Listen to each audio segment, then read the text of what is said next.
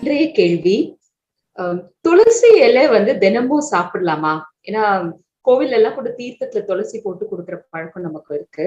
அது சாப்பிடலான்னா அதனால கிடைக்கக்கூடிய நன்மைகள் என்ன? துளசி வந்துங்க நம்மளுடைய பாரம்பரியத்தில் நம்மளுடைய பண்பாட்டில் போற்றி வணங்கக்கூடிய ஒரு தெய்வீக அம்சம் உள்ள ஒரு தாவரம். இந்த துளசி செடி நீங்கள் பார்த்துருப்பீங்க. நிறைய பேர் வீட்டில் நீங்கள் பார்த்தீங்கன்னா பின்னால் வந்து அந்த பிருந்தாவனம் மாதிரி ஒரு சின்ன அந்த துளசி மடம் இருக்கும்.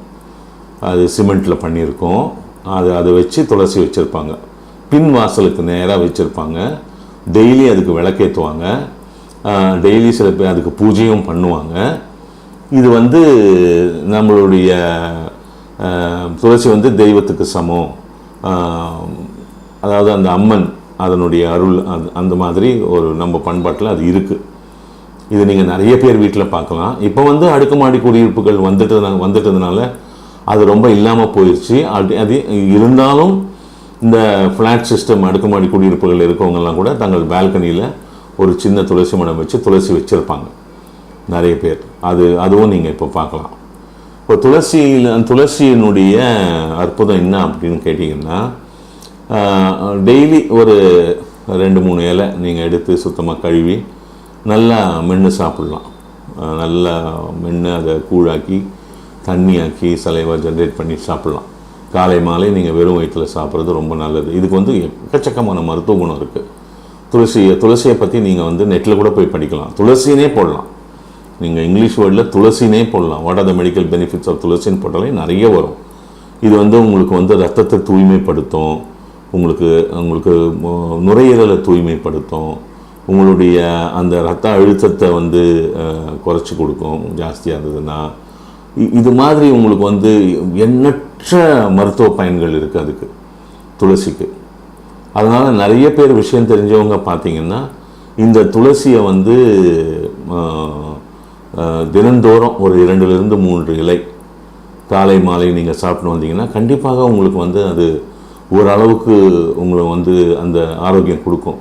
துளசி வந்து ஆல்கலி மெட்டீரியல், ரொம்ப நல்லா உங்களை ரத்தத்தை தூய்மைப்படுத்தும். ரத்தத்தை தூய்மைப்படுத்துறதுனாலே அதனுடைய அமிலத்தன்மையை குறைச்சி கொடுக்கும். இன்னொன்று என்ன அப்படின்னு பார்த்தீங்கன்னா, துளசியில் இந்த மந்த்லி சைக்கிள் இருக்கிற பெண்மணிகள் வந்து துளசி செடியை போய் வணங்கினாலோ அது கிட்ட போனாலோ துளசி செடி மறுநாள் பார்த்தீங்கன்னா காஞ்சிரும். அவ்வளோ ஒரு சென்சிட்டிவ் பிளான்ட் அது. அதை வந்து நம்ம இவ்வளோ மருத்துவ குணம் வந்து நிறைய அதுக்கு இருக்குது.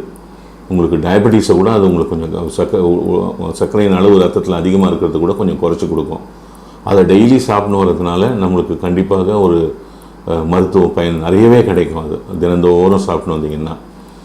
அதனால் துளசி வந்து ஒரு முக்கியமான அங்கம் வகித்தது. அவ்வளோ ஆயிரக்கணக்கான ஆண்டுகளாக துளசி வந்து அவ்வளோ மருத்துவ குணம் நிறைந்த ஒரு தாவரமாக இருப்பதினால் அதற்கு வந்து தெய்வத்தின் அந்தஸ்து கொடுத்து அதை நம்ம டெய்லி வணங்குறோம். நம்ம தென்னிந்தியாவிலலாம் அதை வணங்குறோம். நார்த் இந்தியாவில் நான் அவ்வளோ பார்த்ததில்லை.